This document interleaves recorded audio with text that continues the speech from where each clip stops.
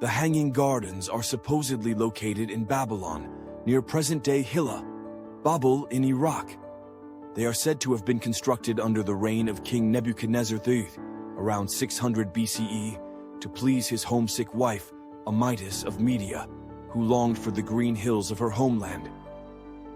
But were they real, or are they a figment of ancient imagination? We have to consider the primary sources available. The Greek historians like Strabo and Philo of Byzantium provide detailed descriptions. They talk about terraces of greenery cascading down the walls with an elaborate irrigation system purportedly drawing water from the Euphrates River. It sounds fantastic, but the lack of definitive archaeological evidence poses a fundamental question. Could the Hanging Gardens have just been a poetic metaphor for the grandeur of Babylon? Historiographically, this brings up interesting points. Babylon was a city of immense wealth and cultural significance. Nebuchadnezzar's reign marked a peak in Babylonian power, with extensive building projects, including the famous Ishtar Gate and the ziggurat often associated with the Tower of Babel. In such a context, the idea of a spectacular garden might symbolize the zenith of human achievement and imperial power. But was it feasible? How did they manage the irrigation?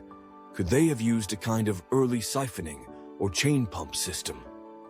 There's also the theory that the gardens were confused with those in Nineveh, part of the Assyrian Empire, because of the accounts of the Assyrian king Sennacherib's palace without rival, which included extensive gardens.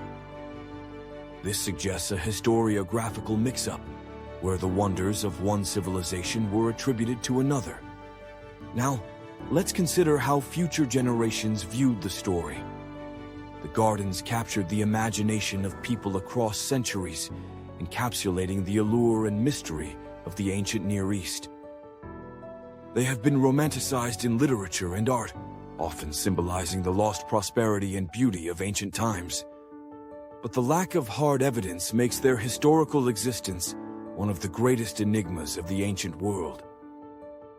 The historical context of Babylon itself may provide clues as to why such a story emerged. Babylon was a melting pot of cultures, and its rulers often embellished their achievements to cement their legacy. The story of the gardens may have been a way to highlight Babylon's supremacy. Yet, the absence of Babylonian texts corroborating their existence adds another layer of mystery. Could it have been lost in translation or entirely fabricated by later historians?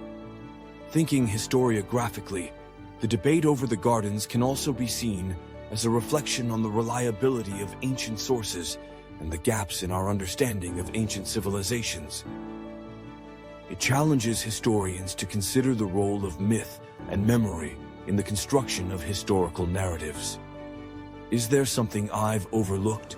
Perhaps further exploration into the irrigation technology of the time, or maybe the cultural significance of gardens to Mesopotamian society. The absence of contemporary Babylonian records that mention the gardens explicitly makes this all the more perplexing.